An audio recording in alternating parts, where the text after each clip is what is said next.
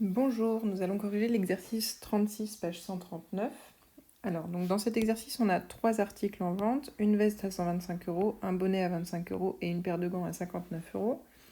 Et on a une réduction de 20% pour chaque article. Alors, on peut déjà se rappeler la formule du cours. Pour réduire un prix de tant de pourcents, on fait x moins p sur 100 fois x. Donc ça, c'est la formule pour une réduction. Finalement, qu'est-ce que ça veut dire? On prend 20% du prix et on l'enlève au prix de départ.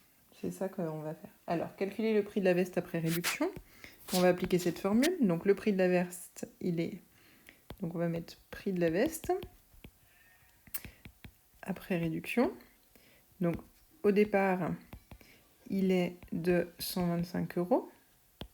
Donc on a 125 au départ et on va enlever 20% de 125. Donc on applique ça. Donc quand on calcule 20% de 125, on trouve 25 €. Donc finalement, réduire le prix de 20%, c'est lui enlever 25 €. Donc après réduction, la veste coûte 100 €. Alors, la deuxième question, cette fois-ci, on a Axel qui a 150 € et on se demande s'il peut acheter les 3 articles. Donc on va calculer le prix du bonnet après réduction et puis le prix de la paire de gants après réduction. Et on va voir si la somme des 3 est inférieure à 150 €. Donc on prend notre prix du bonnet qui est de 25 € et on lui enlève 20% de son prix. Donc quand on prend 20% de 25 €, on trouve 5 €. Donc ça revient à réduire de 5 €. Donc là, on obtient un prix du bonnet qui est de 20 €. On calcule le prix de la paire de gants après la réduction. Donc on applique encore la même formule.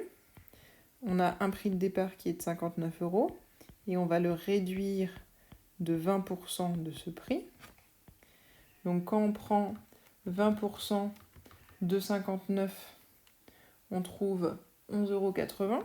Donc on fait 59 moins 11,8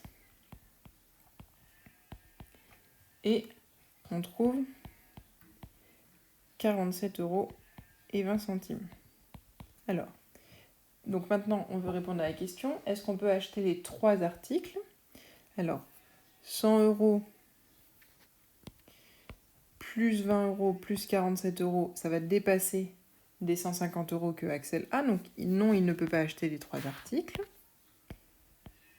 Ça dépasse. Alors maintenant, que peut-il acheter? En fait, il peut en acheter 2 parmi 3, n'importe lesquels.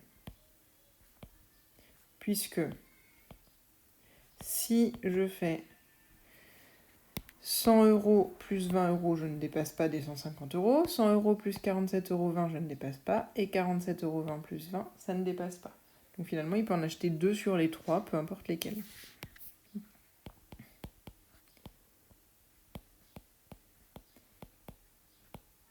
Donc seulement 2 sur les 3 articles disponibles.